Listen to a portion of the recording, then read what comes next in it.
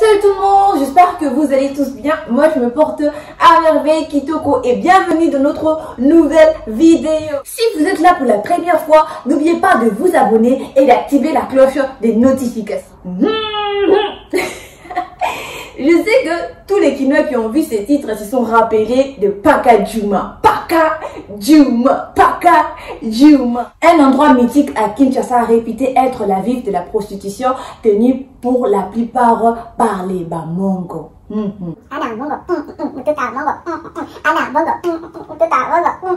Les mythes sur les Bamongo ne cessent de se propager partout où ils passent. Plusieurs légendes se rencontrent sur elles, en commençant par la façon extraordinaire de faire la cuisine. Les liboké, les litouma, les makemba, les bisamai. Waouh! Si tu manges la nourriture des Bamongo, tu vas casser le sapi, tu vas t'arracher les doigts parce que c'est tellement très bon. Ben, je vous dis la vérité, c'est tellement très bon. Waouh! Bref, les Bamongo sont experts en cuisine, mais pas seulement en cuisine. Pas seulement en cuisine. Vous voulez savoir, comme moi, s'ils sont experts encore en quoi? Alors,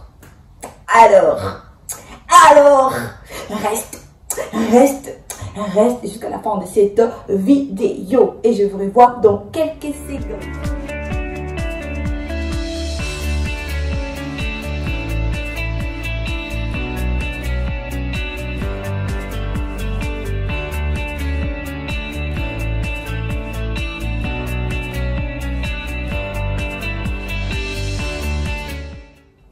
Mais revoilà, je disais que les Bamongo ne sont pas seulement experts en cuisine, mais aussi dans la sexualité. Et leur façon d'exprimer cela, leur liberté d'exprimer cela, c'est vraiment top. Et si certains hommes rêvent que d'épouser des filles Mongo et d'autres voient en elles des parfaites prédatrices et briseuses de foyer. Vous savez, dans ce monde, il y a toujours des cas. Soit tu y es, soit tu n'y es pas. Soit tu aimes, soit tu n'aimes pas. Soit on te brise, soit on ne te brise pas. Donc il y a toujours des cas. Soit on t'aime, soit on t'aime pas. Ah oui. Tout de même, au cours de cette vidéo, je vais vous faire découvrir que la sexualité représente chez les Bamongo plus qu'un désir charnel, plus qu'un plaisir charnel, plus qu'une satisfaction charnelle. C'est plus que ça. C'est plus que ça. Pour eux, c'est un art qu'on apprend dès les bas âges. On vous apprend comment. Oui, on vous apprend cela dès les bas âges. En effet, la pratique des sexualités chez les Bamongo fait partie de leur culture. Ouais, ça fait partie de leur culture. Donc, dès les bas âges, on t'apprend déjà. Dès que tu es né, tu grandis un peu, on t'apprend déjà. Comment?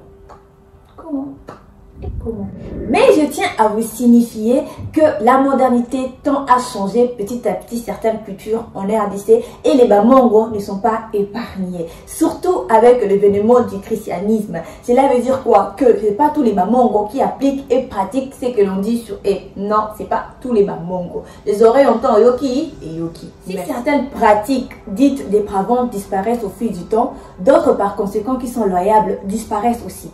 À cause du regard qu'on a les autres peuples sur la culture Mongo. C'est vraiment triste, tu vois.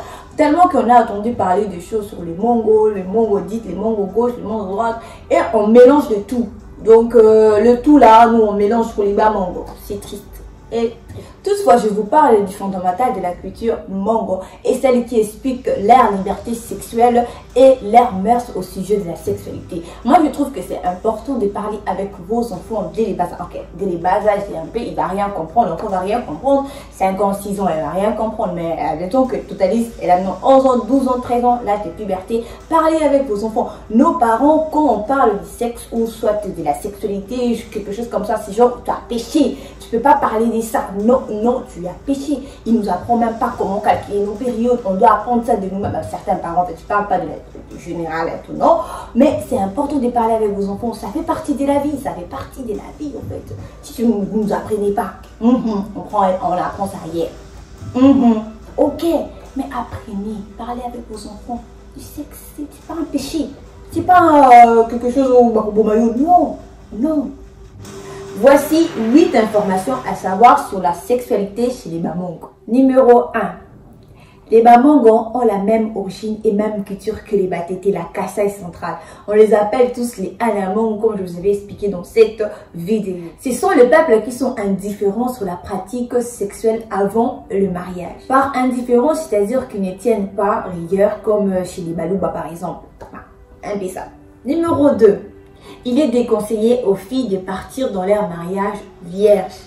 Donc, chez les Bamango, il est conseillé d'acquérir plus d'expérience avant d'aller dans le mariage pour enfin bien satisfaire son futur époux dans votre toit conjugal. Donc, pour être bien formé, bien là, pour que si que ton mou puisse être mou. Bah oui. L'effet d'entrer dans le foyer du mariage avec l'hymen intact, cela constitue une malédiction pour ton mari. Yes. It's true. Chez les Bamango, le sang de l'hymen doit rester chez la famille de la femme. Donc, c'est-à-dire dans leur famille, dans la maison de la femme, là où elle a grandi, le sang de l'hymen doit rester là. La fille devra soit rompre son hymen elle-même avec son doigt ou avec une carotte, ou soit même se faire aider par sa grand-mère. Soit se faire déflorer par un autre homme qui est son mari avant le mariage. Numéro 3. Lorsqu'un couple se fiance ou se prédote, ça s'appelle Boala ou Kala.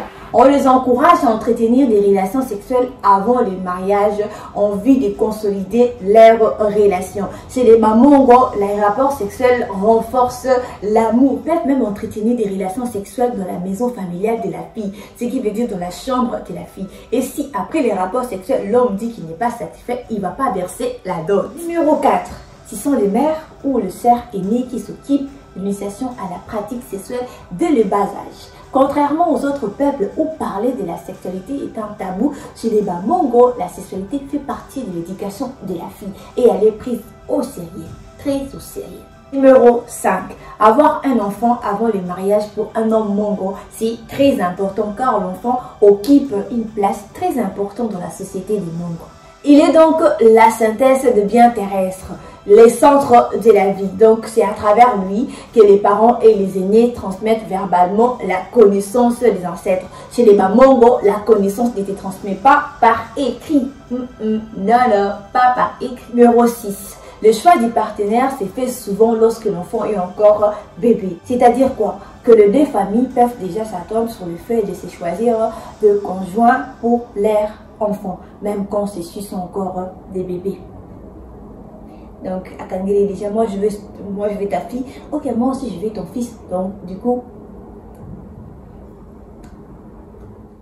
toutefois, si cela ne se fait pas, les enfants ont la liberté de choisir et même leur partenaire, mais l'approbation viendra toujours de la famille.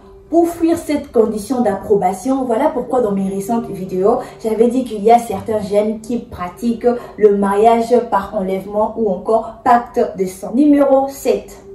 S'il arrive qu'un homme mette au monde des enfants avec une Mongo, les enfants demeurent le sien et la femme pourra aller refaire sa vie, se marier librement avec un autre homme et même faire des enfants avec cet homme.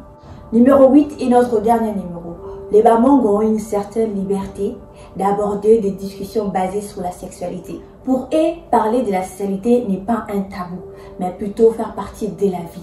Et les Bamango donnent une importance capitale à la vie. Raison pour laquelle beaucoup d'hommes apprécient les femmes Mongo à cause de leur clarté de langage et leur façon de s'exprimer. Elles ne sont pas de nature à avoir honte de s'exprimer. Chez les Bamango, la causerie et la discussion en famille résout tous les problèmes. Ça doit être aussi le cas pour d'autres familles ou d'autres peuples. Nous devons savoir c'est parler, c'est communiquer, c'est vraiment très important. Malheureusement, je suis déjà arrivée à la fin de cette vidéo. J'espère que vous avez aimé tout ce que je vous ai dit aujourd'hui et j'attends vos réactions en commentaire. Et n'oubliez pas de partager et de vous abonner et d'activer la cloche des notifications. C'était Borapada et je vous dis à la prochaine pour une nouvelle vidéo.